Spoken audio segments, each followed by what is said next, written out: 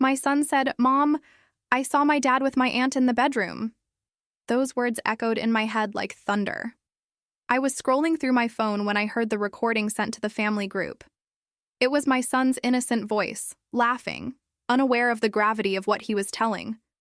My heart raced, my hands trembled, and I couldn't believe that this secret was coming from him.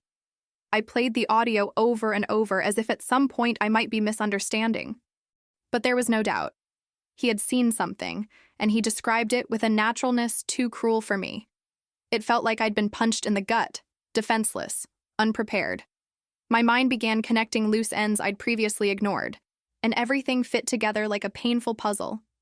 In that instant, I realized my life might not be what I'd imagined. My son had unintentionally opened a wound I could no longer close.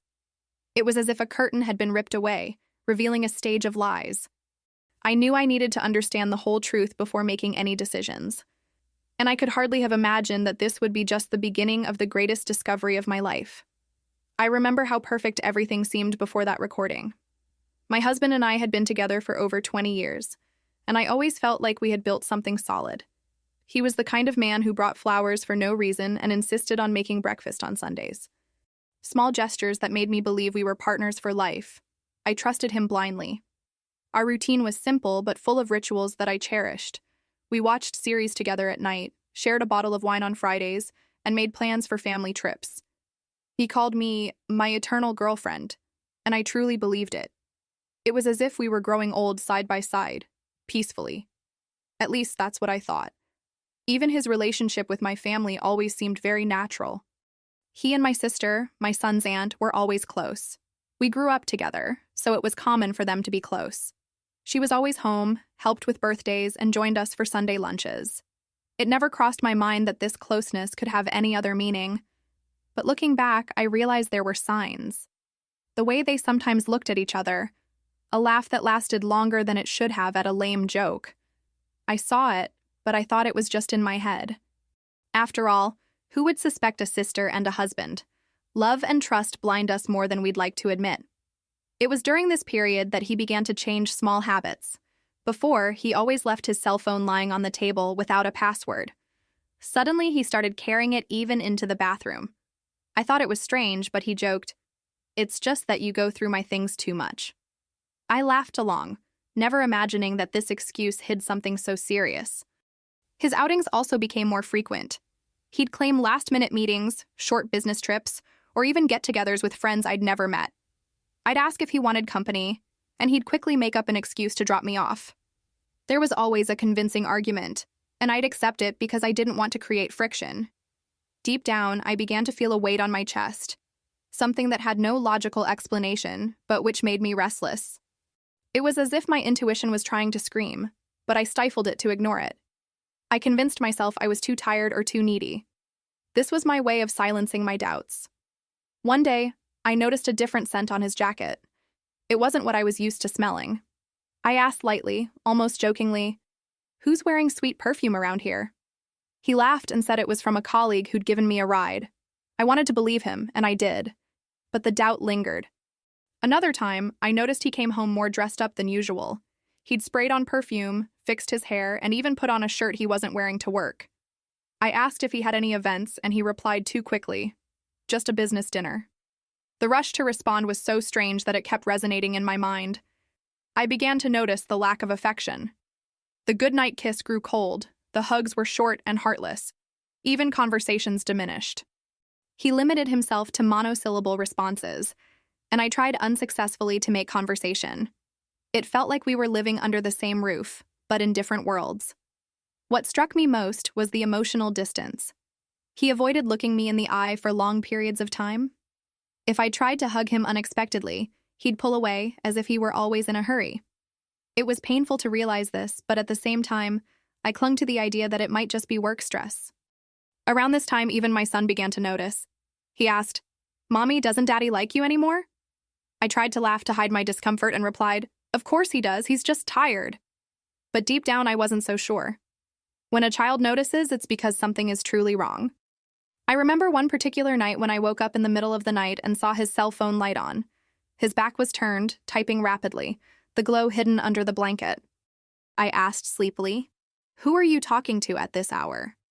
He replied dryly, "Work business, go back to sleep." I obeyed, but I didn't forget. I also began to notice my sister showing up at odd hours. She'd say she was passing through, that she just wanted to say hi, but it always coincided with my husband being alone. I hadn't quite connected the dots yet, but the frequency began to bother me. Deep down, I felt something was off. The strangest thing was when he started avoiding me from attending some family gatherings. He'd make excuses, saying I'd get tired, or that it was better for me to stay home. I thought it was odd, because before, he'd insisted on being with me at everything. The exclusion became a sign I could no longer ignore. Despite everything, I clung to the memories of the past, to the trips, the nights we laughed late into the night, the plans to grow old together. These memories acted as a shield against the truth. I told myself, a man who loved me so much can't be deceiving me like this. It was my way of surviving, but each accumulated detail weighed heavily on me. I no longer slept well, felt anxious, and watched his every move with different eyes. I didn't want to be the suspicious woman, but I found myself in that position without asking. It was like living on a tightrope, not knowing when I would fall.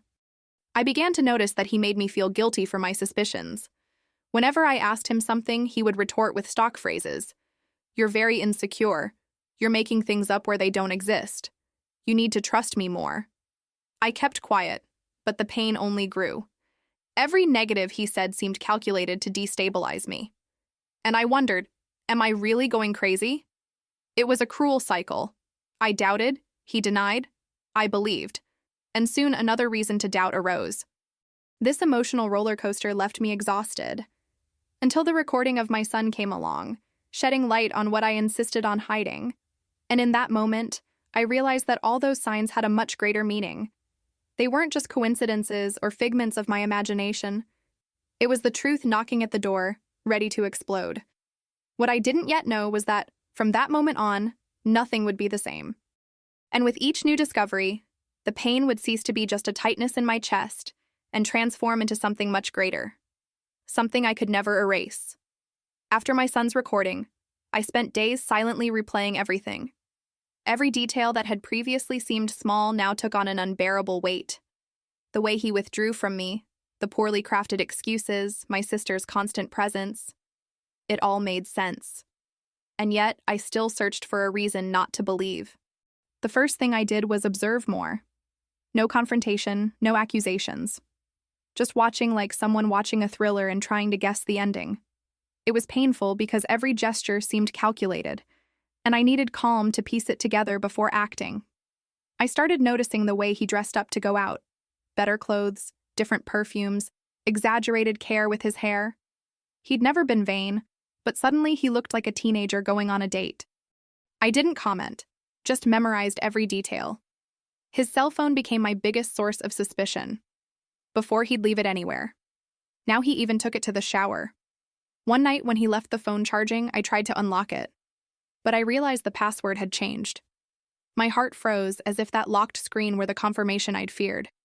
I decided not to insist. I went back to bed as if nothing had happened, but I couldn't sleep. The sound of the charger plugging into his phone echoed in my head. It was silent proof that something was being hidden from me, and the feeling of helplessness gnawed at me. The following days were torture. He was more distant, but at the same time, he tried to appear normal. He made jokes, asked about my day, but everything seemed rehearsed. I responded with an automatic smile just to avoid arousing suspicion. But inside, with every word he said, my suspicion grew. It was then that I noticed something unusual. The smell on his clothes. Whenever he arrived, there was a sweet, strong perfume that wasn't mine. I asked, trying to sound casual, "Who's wearing that perfume around here?" He laughed and said, "It must be from Uber. Those cars always smell like everything." I swallowed hard, pretending to believe him. That same week, I found a crumpled receipt in his pants pocket. It was from an expensive restaurant, a place we used to go to for birthdays. Except the dinner was for two. When I asked, he said it was a work meeting, but his voice trembled, and that stuck with me. His excuses were becoming less and less convincing. He always came up with a reason for not sleeping at home or for arriving after midnight. I no longer needed physical evidence because his body betrayed it. His gaze avoided mine, his rush to shower upon arrival, his attempt to speak quickly to fend off any questions. Still, I remained silent. My silence was my weapon. I knew that exploding too soon could ruin everything, so I became a discreet investigator. I began recording schedules, saving receipts, and observing every detail of his behavior. It was like living in a game where the truth hid behind clues. My son, without realizing it, also made comments that killed me inside. "Daddy's always on his cell phone, isn't he?" he'd say. Or, "Auntie came here when you were at the grocery store." I responded naturally, but my throat felt tight. It was as if his words were small warnings that reality was staring me in the face. I remember one afternoon when he said he was going to the gym. I thought it was strange, because he'd never liked working out. I decided to check the car's location. When I opened the app, I saw that the vehicle was parked a few meters from my sister's house. My heart nearly leaped into my throat, but I quickly shut it all down. This wasn't the time for confrontation. I took a deep breath and tried to convince myself that I needed more proof. But deep down, I already knew. The car's fate left no room for imagination. My own home had become the scene of betrayal, and I was just watching, motionless. Sometimes I caught myself looking at him and trying to understand how he could lie so well. He talked to me about trivial things, made plans for the future, talked about household bills. And at the same time, he hid a parallel life, so close to home. This duplicity gnawed at me. I began to observe my sister with different eyes. When she arrived, I noticed a nervous smile, a different way of speaking to me. It wasn't the same complicity as before. I sensed she was uncomfortable, and this only reinforced what I already imagined. Her gaze avoided mine. The worst part was hiding it from others. Friends and family still saw us as the ideal couple. We were always praised for being so close, or an exemplary marriage. I smiled, thanked him, but inside I wanted to scream. This social farce weighed even more heavily, as if I were carrying a poisoned secret. I began recording everything. Location screenshots, restaurant receipts, notes about schedules. It wasn't just intuition, it was a construction of evidence. I wanted to be prepared for the right moment. I didn't want to risk being accused of paranoia. My greatest strength would be to present the truth irrefutably. Each night became a silent battlefield. He slept peacefully beside me, and I, awake, stared at the ceiling. I mentally planned every step, every question, every possibility. It was an invisible prison, where I had to smile during the day and swallow tears at night. Even with all this, there were still moments when I doubted myself. I thought, am I exaggerating? But then I remembered the audio of my son, the receipts, the perfume, the location. The truth was there, and I could no longer ignore it. It was only a matter of time before the castle of lies crumbled. And it was in this mix of silence, evidence, and pain that I began to understand. My life was about to change forever, and I would need the courage to face it head-on, without backing down. What came next wouldn't be easy, but it was inevitable. I began to realize he had become a master at turning things around. Whenever I asked him something more direct, he would counter with phrases that made me doubt my own sanity. "You're seeing things where there is nothing," he would say, with that calm tone that sounded more like mockery than understanding. Other times, he would sigh and say, "You're very insecure. That's not healthy." It was as if the problem wasn't what he was hiding, but my distrust. And I felt ashamed, as if I were going crazy for no reason. It was such subtle manipulation that I almost believed it. I remember one afternoon when he came home late from work. I asked lightly, "It took you a while today, didn't it?" He laughed and replied, "Are you starting over already?" The way he thrust his weight into me was like an invisible punch. I could only swallow hard and change the subject. These small conversations were leaving me increasingly trapped in an emotional trap. Because while I was experiencing silent proof, the way he positioned himself made me question if I was overreacting. This internal conflict consumed me more than anything else. He still had moments of affection, and that confused me even more. He'd show up with chocolate, make dinner, or send me loving messages throughout the day. It was as if he alternated between distance and attention, creating an emotional roller coaster within me. And I no longer knew what to believe. This psychological game was what wore me down the most, because there was not only the pain of distrust, but also the constant doubt that I was actually becoming paranoid. When someone you love insists on repeating that the problem is you start to believe it. It's a prison without bars. I began to avoid direct confrontations, not because I lacked courage, but because I knew it was pointless. Whenever I tried, he came across as the victim, and I as the unbalanced woman. This reversal silenced me, so my strategy became calculated silence. One night he noticed I was acting strange and asked, "Don't you trust me anymore?" The question, which should have been his, sounded ironic. I simply replied, "I do. I'm just tired." He hugged me quickly, as if finishing a conversation, and went to take a shower. I stood there, swallowing the truth alone. This kind of situation isn't uncommon. Many women end up believing they're to blame for their partner's coldness. The strain is so great that we begin to doubt our own worth. I found myself wondering if I wasn't being too annoying, too demanding, or if I'd stopped being interesting. These ideas erode self-esteem, because instead of looking at his suspicious behavior, I started looking at myself in the mirror with suspicion. Was it me who was failing?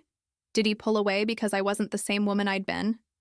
These questions haunted me for entire nights, and that's what he wanted, for me to doubt myself so I wouldn't doubt him. Gaslighting works like this, silently and cruelly. You start to believe you're the one in the wrong, while the truth is right before your eyes. And this confusion grips you even more. At a family lunch, this game became clear. With everyone at the table, he seemed like the perfect husband, attentive, smiling, concerned with serving me first. But all it took was one look exchanged with my sister for me to feel invisible. It wasn't an ordinary look. It was too quick and full of meaning. I noticed, but I kept quiet. That scene destroyed me inside, because in front of everyone, I was the happy wife. But deep down, I knew something was wrong right under my nose. The pain of smiling to avoid suspicion was almost unbearable. And yet, I continued. The nights were the worst. I lay next to him, and the silence weighed like a wall. The sound of my phone notifications vibrating on the nightstand was the trigger for my insomnia. He said they were work messages, but I no longer believed him. I just closed my eyes and pretended to sleep. There was a moment when I considered talking to a friend, but I kept quiet. I was afraid of looking crazy, afraid of not having enough proof. There was also the weight of shame. Admitting that my husband might be cheating on me with my own sister was unbearable. So I kept it all to myself. This secret grew inside me like an invisible tumor. I no longer laughed as easily. I no longer had the same energy. Even my son noticed, "Mommy, why are you so sad?" I smiled at him and told him it was just fatigue. But inside, I felt I needed to be strong. With each new denial from him, my heart strengthened in a strange way. It was as if, after so many disbeliefs, I was gathering strength so that one day I wouldn't have to say anything. The evidence would speak for me. I just needed to wait for the right moment. And so I kept every detail: a suspicious message, a poorly delivered apology, an unexplained absence. My life became a diary of silences. I no longer cried as much as before, because I had turned to stone on the outside, even if inside I was in pieces. His game of twisting the truth showed me only one thing: I wasn't wrong. Because those who have nothing to hide don't need to make others doubt their sanity. And I knew that at some point his mask would fall. The question was when and how. And it was precisely this waiting that transformed me. Because without him realizing it, I stopped being the insecure wife he tried to paint me as. Little by little, I was becoming someone cold, strategic, and ready to react. He didn't know it, but I was no longer afraid of the truth. After so much silence, I began to change my behavior. I began to pay attention to every movement, but without letting it show. I learned to smile even when my heart was screaming. It was as if I'd donned a mask, just like his, only mine hid pain, and his, lies. My nights became moments of investigation. While he slept, I'd get up discreetly to examine clothes, smells, small details. It was amazing how the body speaks without meaning to. Shirts with sweet perfume, socks worn at times that didn't align with routine, receipts forgotten in his pocket. Everything told me more than he'd ever confess. One day, I found an earring in the glove compartment of my car that wasn't mine. Small, simple, but impossible to ignore. I asked immediately, "Whose is this?" He glanced quickly and replied, "Oh, it must be your sister's. She got in the car last week." The justification was so natural that for a moment I almost believed it. But only almost.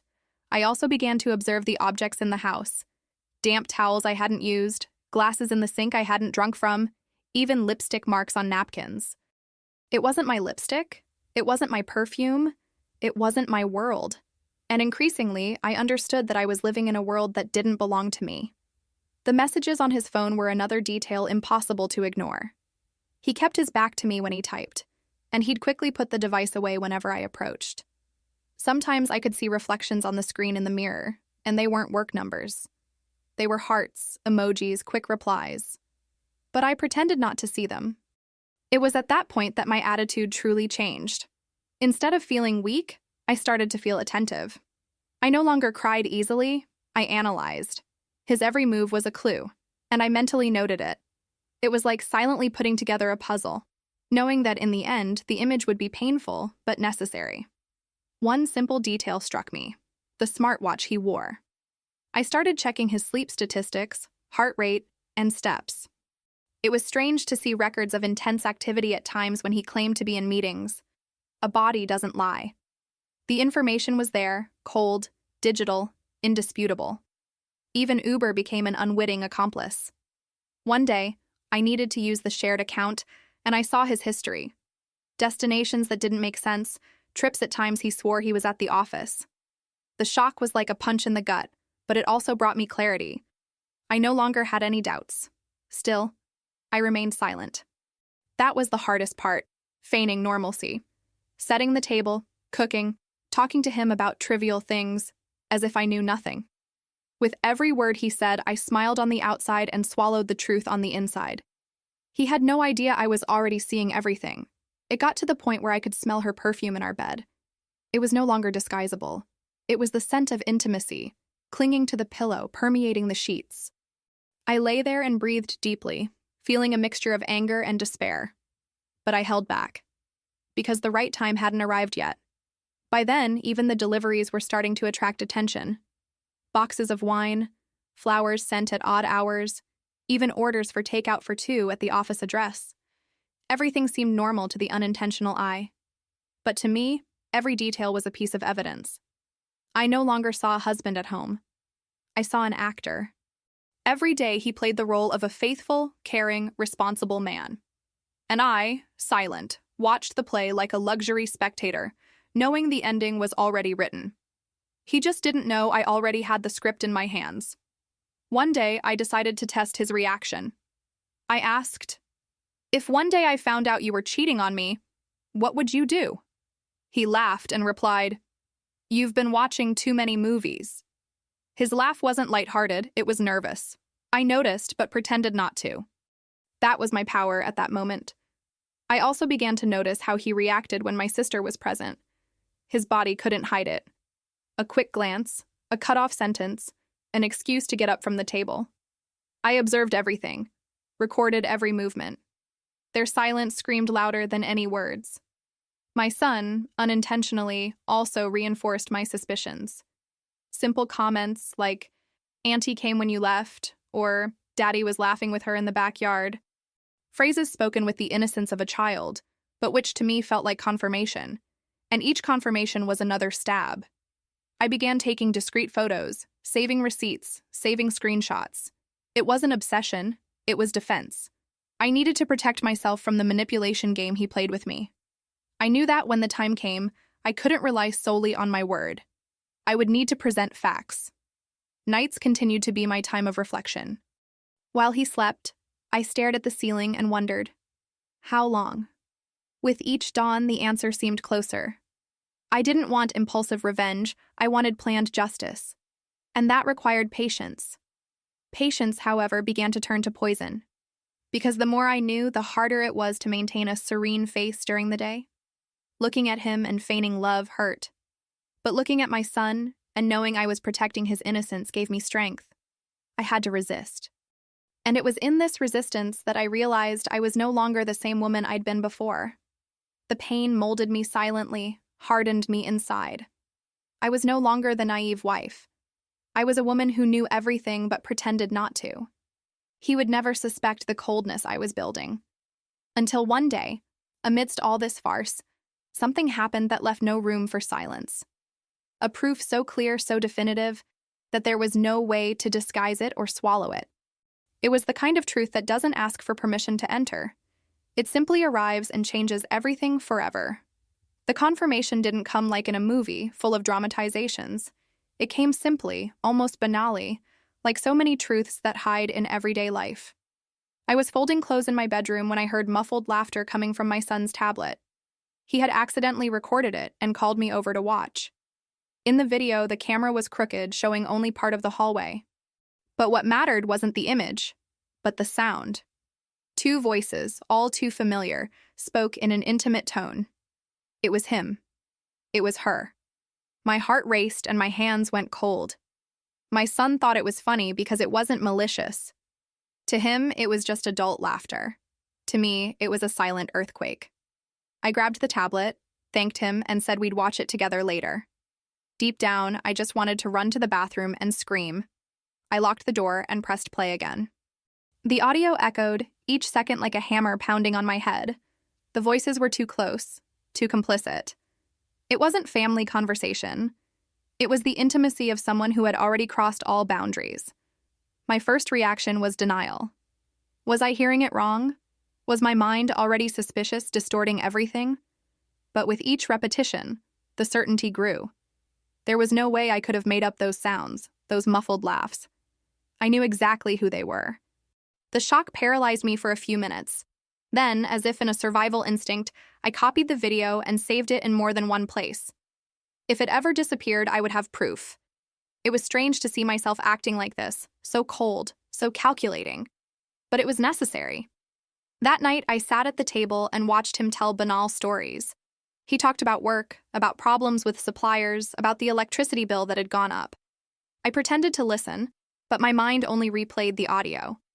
How could anyone talk about such trivial things after something so dirty? I looked at him differently.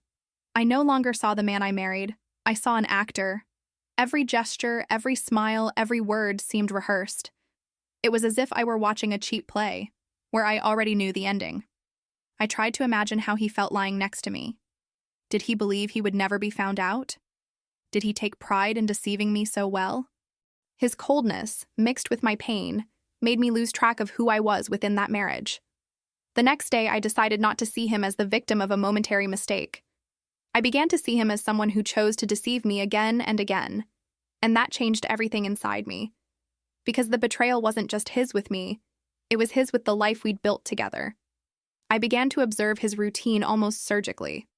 The schedules didn't match, the destinations didn't make sense, the smells weren't the same. Nothing was a coincidence. I was no longer in doubt. The proof had been given, and now I was just connecting the dots. The most painful thing was thinking about my sister, someone who grew up with me, who had been by my side through so many moments. The betrayal wasn't just marital, it was familial. It was a double theft, of the husband and of trust. This was the kind of wound that doesn't heal easily. Silence became my greatest ally. He had no idea what I already knew. He kept laughing, hugging me quickly, behaving as if nothing had happened. I responded naturally, but inside I was a volcano about to erupt.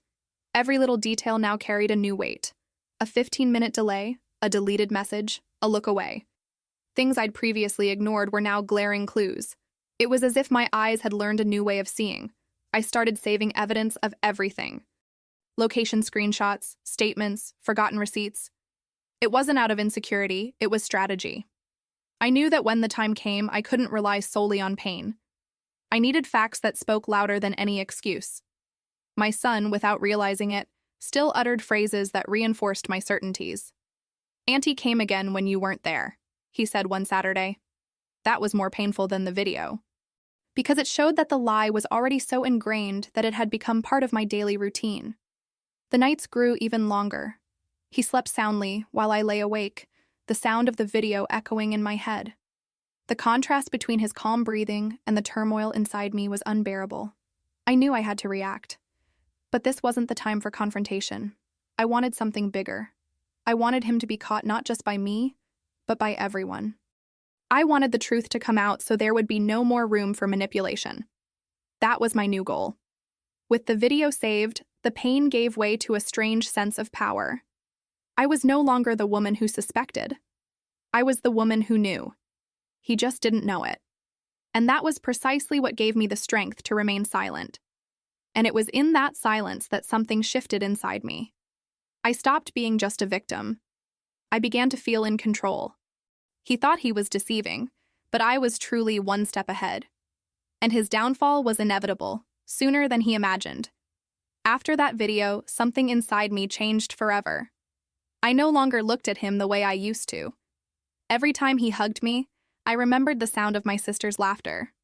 Every time he said, "I love you," it sounded false, like a mechanical repetition of a role he no longer felt. I began to control my expressions better. I learned to smile when necessary, to respond calmly, to act as if nothing had happened.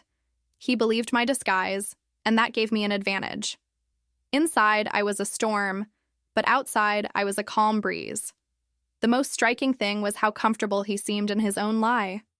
He talked to me about future plans, about travel, and even suggested renovating the house.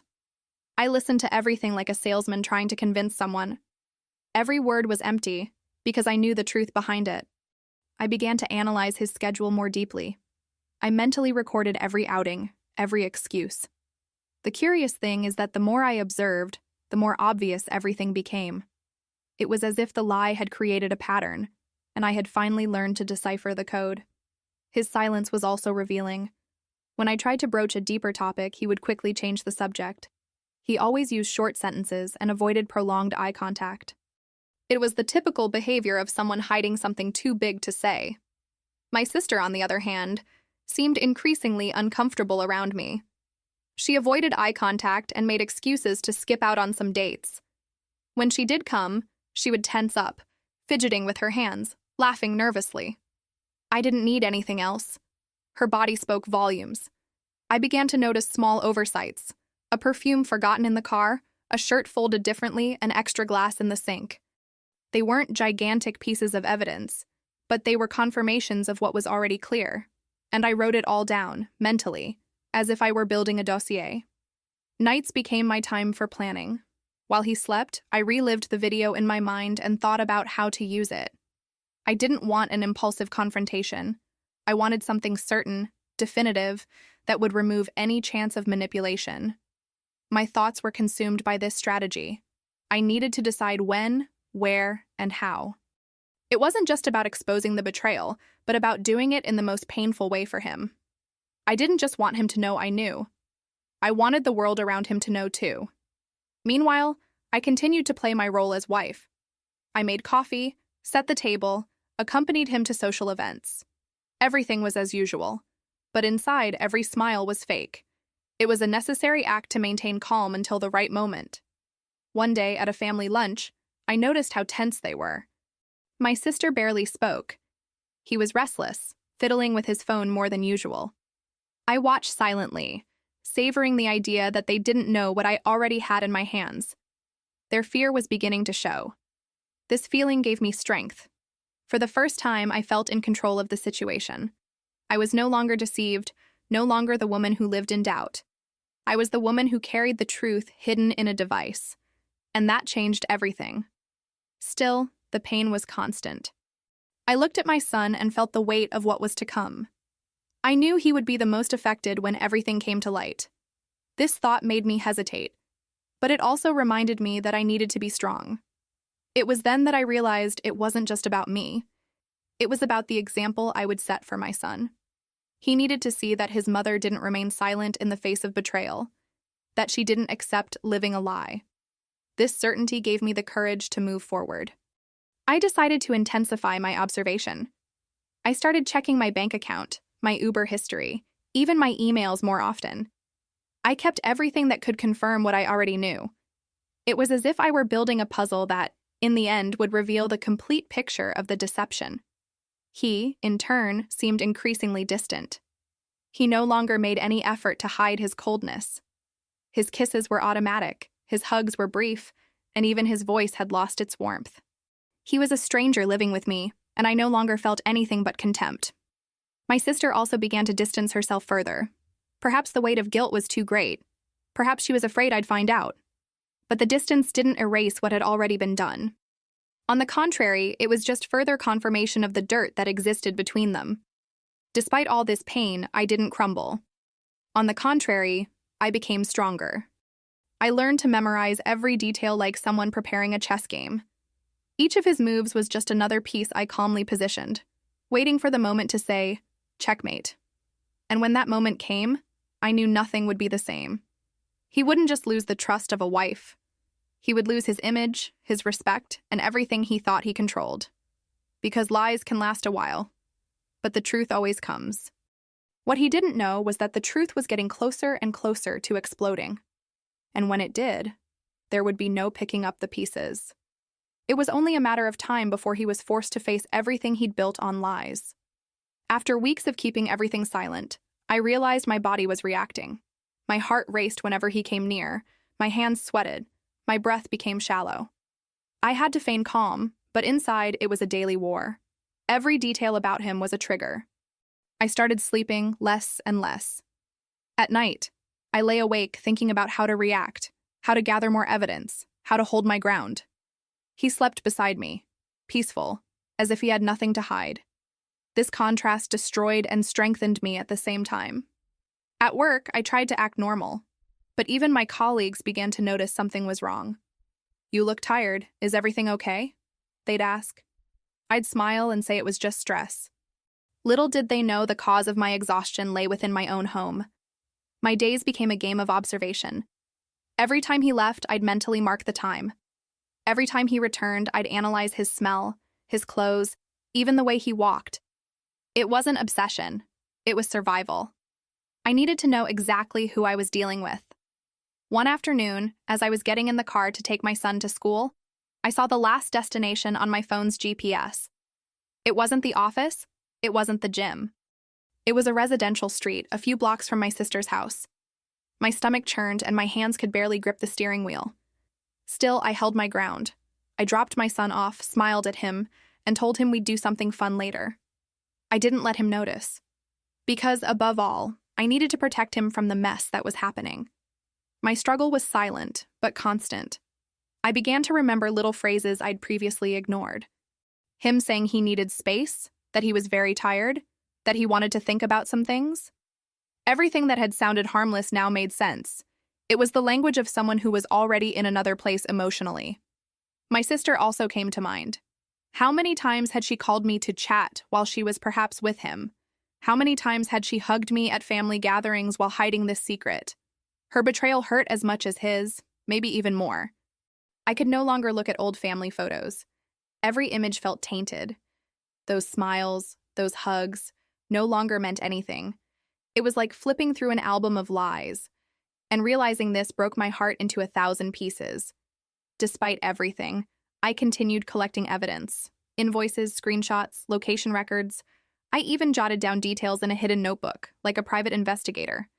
I knew that, at the right moment, that notebook would be the key to exposing everything. The cruelest thing was the way he tried to pin the blame on me. "You're distant, different," he'd say, as if I were responsible for the rift between us. I just smiled and replied, "It's fatigue." Deep down, I already knew he was trying to turn the tables. One night, he came home later than usual. He said he'd been at the office sorting out problems, but his clothes were strangely wrinkled and his sweet perfume left no doubt. I smiled, hugged him, and said, "It must have been a hard day, huh?" He believed me. I began to realize my silence made him too comfortable. And that was good. The more secure he felt, the more careless he'd become. I knew that, at some point, he'd make a bigger mistake, something even he couldn't justify. Meanwhile, my sister continued her act. She'd call from time to time, ask how I was, offer to help with small things. But her voice no longer held its same lightness. It was tense, forced, like someone living in fear of being unmasked at any moment. My innocent son kept saying things that hurt me. "Daddy really likes his aunt, doesn't he?" he said one day, smiling. I responded with a bitter smile and said, "Yes, they've known each other for a long time." He didn't know that those words carried an unbearable weight. I no longer saw myself as a wife. I saw myself as someone about to end a cycle.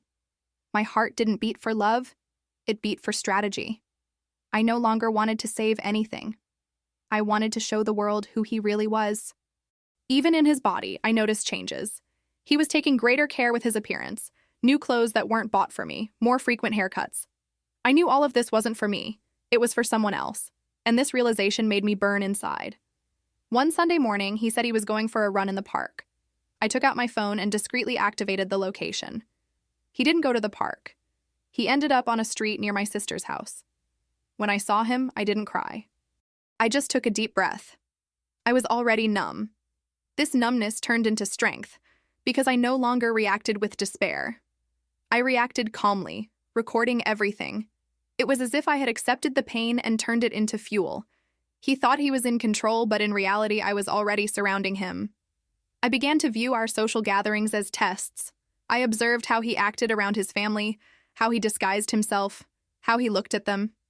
And it was striking. The more he tried to appear normal, the more artificial he became. I saw every detail like an open book. The people around us still saw us as the perfect couple. They commented, "You two are an example of unity."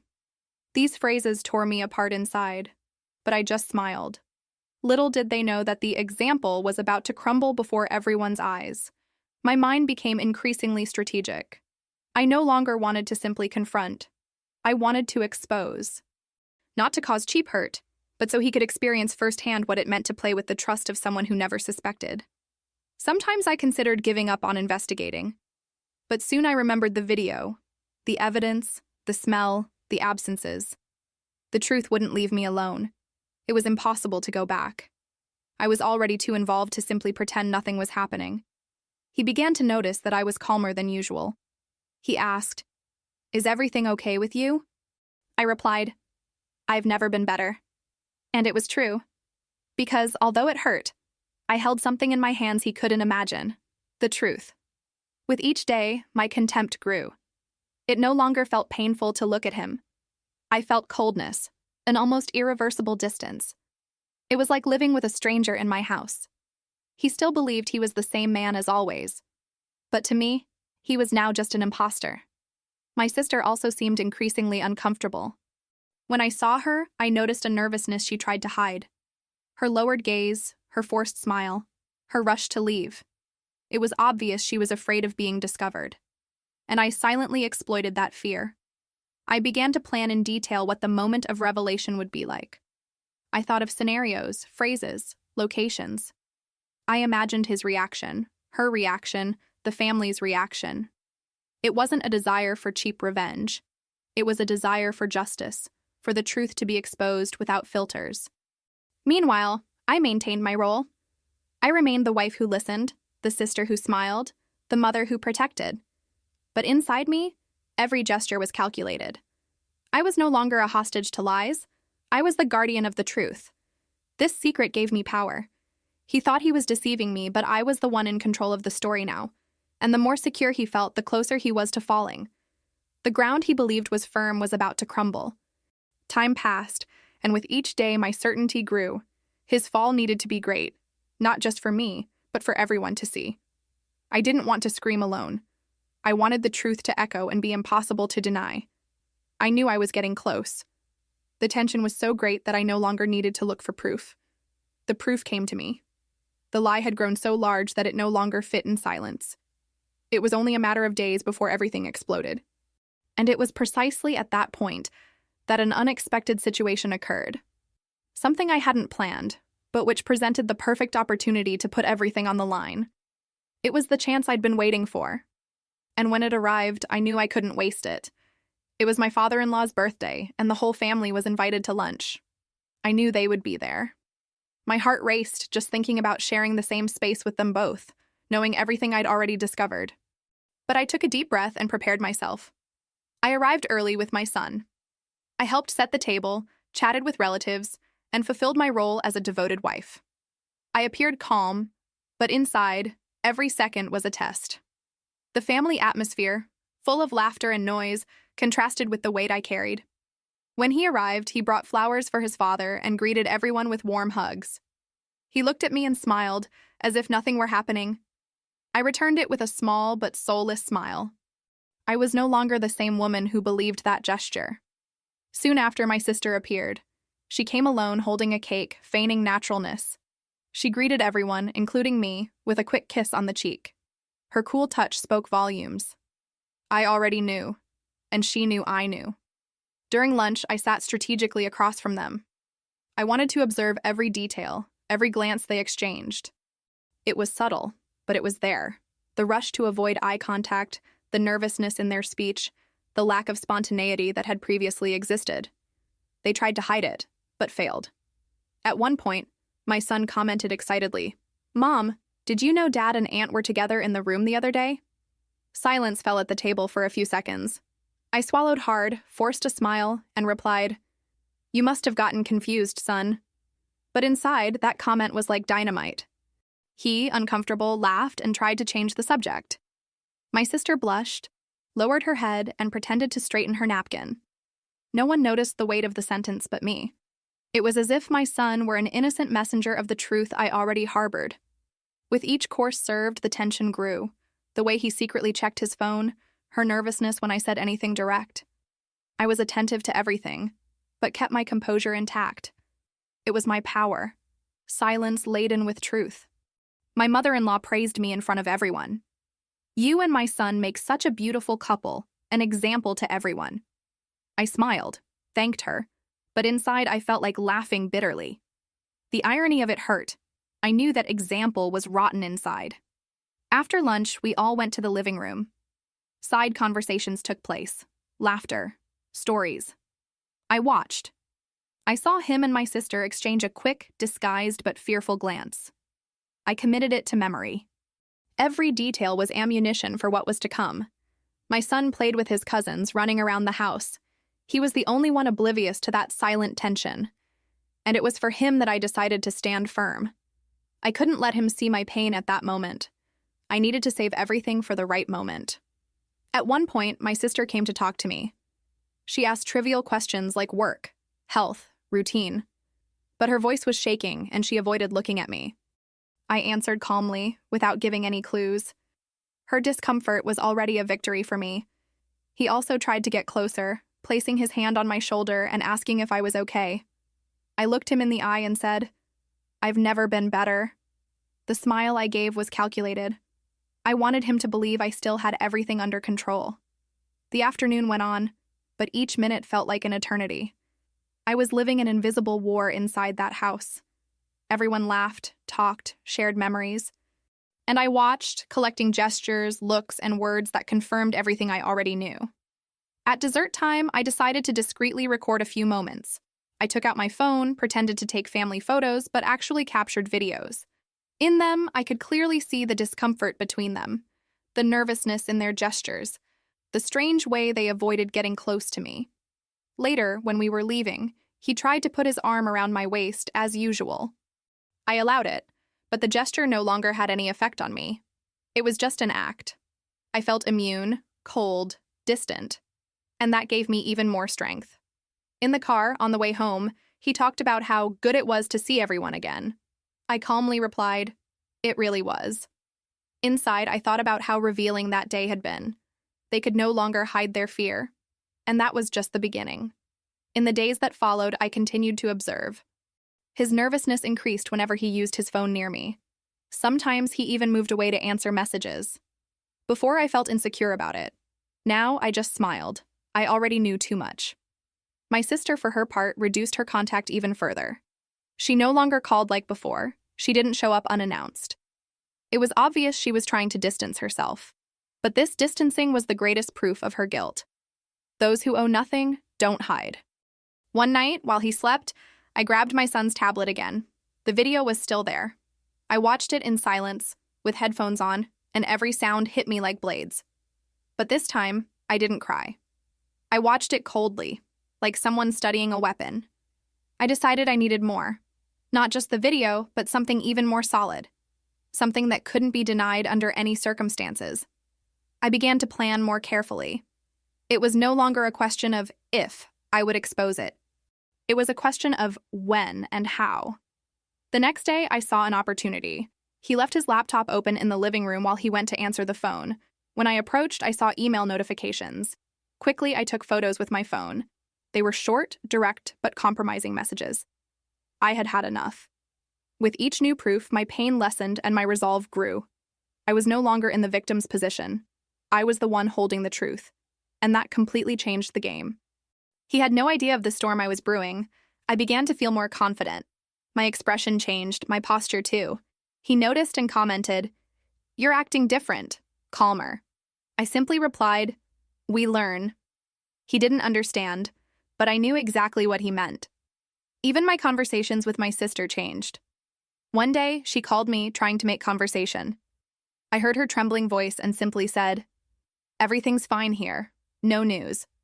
The sentence was simple but loaded with double meaning. I knew she would get it. My son still didn't notice anything. I hugged him more, talked more, spent time with him. He was the reason I endured all that drama. I couldn't let the chaos among the adults contaminate his purity. One night, alone in the living room, I thought about everything. I thought about the past, the beginning of our marriage, the promises made. I thought about the laughs with my sister, the confidences we shared, and I realized they hadn't just betrayed me, they'd betrayed an entire history. This gave me even greater strength. I was no longer just hoarding evidence to defend myself. I was hoarding evidence to show the world who they really were. I wanted everyone to see the naked truth. I decided that when the time came, I wouldn't say much. I would just show it. The evidence would speak for itself. Their silence in the face of the facts would be the greatest condemnation. And I knew that when that happened, no one would side with them. This certainty made me sleep better that night. For the first time in weeks, I closed my eyes and rested. Not because the pain was gone, but because I had a plan. And that plan was my new way of breathing. The days passed, and my patience turned to coldness. There was no longer room for hesitation. I was ready. He just didn't know it. And the more secure he felt, the higher he would fall. And then, the perfect opportunity arose. A family event, where everyone would be present again. And this time, I knew I wouldn't just observe. I would act. And once I did, there would be no turning back. The family event began like any other. Laughter, conversation, children running around the house. I remained calm, observing everything silently. I knew that day would carry a different weight. My husband was excited, greeting everyone, telling jokes. My sister arrived later, trying to appear casual, but I could already see beyond appearances. Her nervousness was evident, even if the others didn't notice. I decided I wouldn't say anything during lunch. I remained calm, laughing occasionally, chatting with my family. No one could imagine that, inside my bag, I carried all the evidence I'd silently collected. As dessert was served, I took a deep breath. I felt my heart race, but my movements remained firm. I looked at them, side by side, and realized the time had come. There was no reason to delay. I discreetly picked up my cell phone and connected it to the living room TV. The conversations continued, but gradually silence took over as the video began to play. A silence that seemed to slice the air into pieces. On the screen, the recording made by my son's tablet, the muffled laughter, the familiar voices, the intimate atmosphere. The entire room froze. I didn't say a word. I just stared at them, who paled in front of the whole family. My husband tried to get up, saying it was nothing, that it was just a mix-up. But the voices were too clear. My sister lowered her head, her hands trembling, unable to defend herself. The mask had slipped. My mother-in-law brought her hands to her face in disbelief. My father-in-law rose from his chair furious. The entire family's eyes were fixed on them. There was no escape. The carefully constructed lie was over in seconds. I didn't scream, I didn't cry, I didn't argue. I remained firm, serene, almost cold. Because I knew the evidence spoke louder than any words, and their silence was the confirmation everyone needed. He tried to get closer, stammering, "Honey, let me explain." I stared at him firmly and simply said, "There's no explanation for the truth everyone heard." The phrase echoed through the room. I didn't need to say anything else. My sister began to cry, apologizing softly. But no one consoled her. Everyone was in too much shock. Her words were lost in the air without any effect. It was too late. My innocent son looked at me and asked, "Mommy, what happened?" I took a deep breath, hugged him, and said, "Mommy will explain later." He didn't need to carry the weight of that moment. Not yet. The whole family stood, some indignant, others silent. The festive atmosphere had disappeared. The atmosphere was heavy, suffocating. But I felt light, as if a huge weight had been lifted from my shoulders. My husband insisted on trying to convince me, but his voice was no longer strong. Each word seemed hollow. No one believed him anymore. He hadn't just lost his wife, he had lost everyone's respect. My sister ran out of the room, embarrassed, without looking back. And in that instant, I realized our relationship was over. Not just with him, but with her as well. 2 betrayals, 2 breakups, 2 goodbyes. From that moment on, the burden was no longer mine. It was theirs. They would have to carry the shame, the guilt, and the consequences. For the first time in a long time, I felt peace. A painful but liberating peace. In the following days, everything changed. He tried to reach me, call, send messages. All ignored. I no longer needed to hear anything. What needed to be seen, everyone saw. What needed to be heard, everyone heard. My sister also tried to contact him, but there was no response. There was no way to erase what had happened. There was no apology that could rebuild what she had destroyed. Some things simply cannot be undone. My family, in shock, stood by me. I received support, affection, strength. Everyone understood the weight of what I had faced alone for so long. And for the first time, I didn't feel guilty. I felt victorious. I looked at myself in the mirror and saw another woman. Not the wounded wife, not the deceived sister, but the woman who had the courage to face the truth, to expose it, to not remain silent. This changed everything in me. The wound still hurt, of course. You can't erase years of history overnight. But there was also a new feeling, that of liberation. I was free. Free from lies, free from manipulation, free from silent pain. I began to rebuild my life. New routines, new plans, new goals. I rediscovered simple pleasures, like drinking coffee in peace, listening to music without thinking about anyone else. It was a fresh start, and I was ready. My son remained my greatest motivation. I began to dedicate more time to him, to protect him, to show him that life goes on. I wanted him to see that, despite the pain, it's possible to rise stronger. People began to admire me in a different way. They said I was brave, that few would do what I did. I responded with humility, but I knew that inside me there was a silent pride. I had won. He lost much more than me. He lost his family's trust, lost his image as a man of integrity, lost respect. And that hurt him more than any words I could say. My sister lost it too. He lost his relationship with me. He lost his parents' admiration. He lost everyone's trust. And the mark of this betrayal would be eternal. Nothing would be like before. Never again. Life went on, but with another weight, another strength. I learned to never ignore signs again, to never doubt my intuition again. She always talked to me. I was the one who didn't want to listen. Today, when I remember, I no longer feel angry. I feel learning. I feel like all of that shaped me, made me stronger. I didn't lose. I gained a new version of myself, a version that does not remain silent. And that's what I want to leave. A warning. How many women are still living surrounded by signs, but choose to close their eyes? How many still carry pain in silence, afraid to face the truth? Betrayal is not just about love. It's about respect. It's about truth. It's about dignity. When someone breaks this, they no longer deserve the space they occupy in your life. It doesn't matter who it is. And the question that remains is, if it were you, would you have the courage to remain silent? Or would you have the courage to show the truth, even if it cost everything? Think carefully. Because sometimes silence is crueler than betrayal itself. And in that final moment, in front of everyone, as he tried to explain the inexplicable and she cried in silence, I just smiled. Because I understood. The real victory was not exposing the betrayal. It was freeing me from it. After that day, nothing was the same. The silence that followed the confrontation was deafening, but at the same time liberating. I no longer needed to carry the weight of betrayal alone. He and she now carried shame exposed in front of everyone. I spent sleepless nights reviewing every detail, every test, every look. Not to torture myself, but to remember where I came from. It was like revisiting a scar. It hurts, but it shows that I survived. I was no longer the deceived woman. I was the woman who stood up. Many people asked me if I regretted exposing the truth that way. My answer has always been the same. No. Because he was the one who chose to live in lies, she was the one who chose to betray trust.